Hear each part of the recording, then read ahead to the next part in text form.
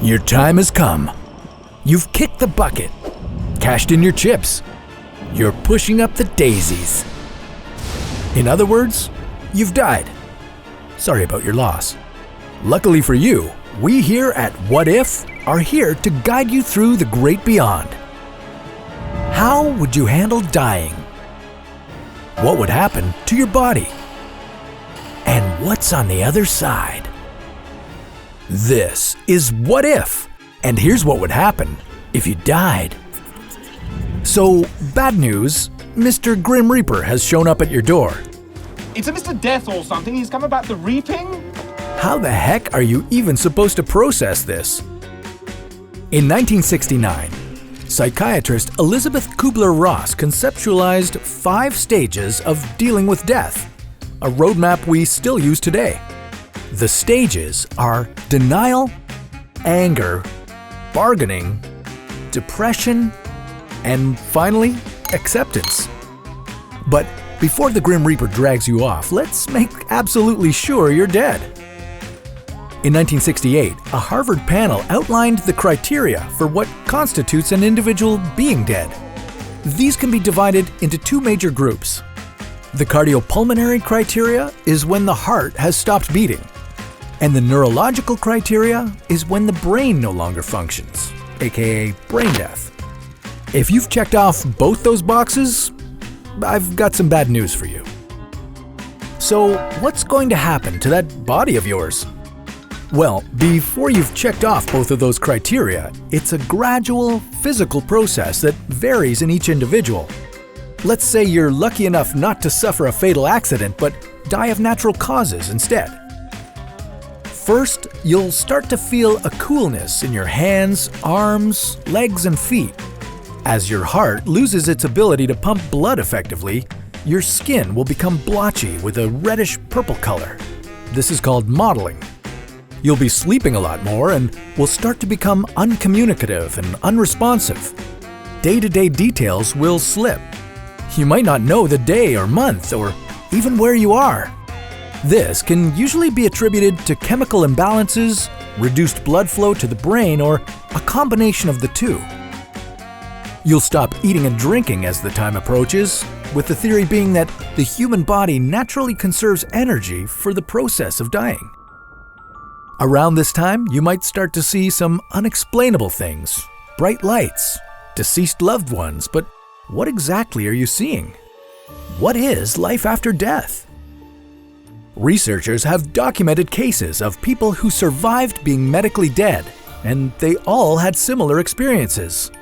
They experienced things like a feeling of peace, visions of bright lights and benevolent figures, and a relief from physical pain. But are these just hallucinations? Studies at Melbourne's St. Vincent's Hospital show these visions can help an individual die more peacefully, and that they are a means of self-comfort. Is this our body trying to make the experience a little more pleasant? What about documented cases of patients dying on an operating table and claiming to have witnessed the afterlife? These patients were able to provide details of the activity in the room during their time away and said they floated above the table or just hung out in a corner taking in the show. In a 2008 study, 42% of cardiac arrest survivors claimed that they had some level of awareness as they were being resuscitated.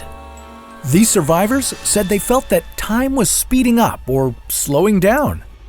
They also experienced an overall peacefulness and the feeling that they were having an out-of-body experience. Some felt joy and even saw a bright light or golden flash. That all sounds kinda nice, except for the fact that an unspecified number of patients reported feeling fear and a sense of drowning. However, there is a theory that you can prepare your body for death. A University of Wisconsin study theorizes that in a process called Tukdam, some monks die, yet no physical decomposition begins for more than a week. This has led to studies on the neuroscience of meditation. These monks enter a state of meditation before they die, providing the brain with extremely low-key maintenance duties in order to maintain the meditative state. How would the Western perspective of death change if people had a pre-death ritual where they would use decades of meditative training to get into the zone before dying? It's kind of crazy what your brain will do when faced with death.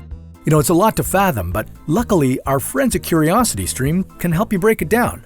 We've been glued to the screen watching Consciousness with Deepak Chopra and Stuart Hameroff. They go over all kinds of stuff from near-death experiences to quantum entanglement. If you're as curious as we are, you're going to love CuriosityStream. They've got thousands of documentaries and non-fiction titles from some of the world's best filmmakers, including some exclusive originals. Right now, they're giving What If viewers access to the site for free for 30 days.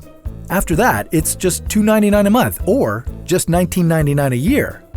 Sign up at curiositystream.com/whatif and use the promo code WHATIF. But you better get to it before death shows up and ruins everything. Let's face it, we're all going to die, and judging by various accounts and studies, the experience will be different for each and every one of us. As for what lies beyond the veil, it's still a mystery. At this point, dying sounds like it would be an experience, to say the least. But what if you missed the dead man's party? What if everyone else died except you? What would life be like if you were the last human on Earth? Well, that's a story for another What If.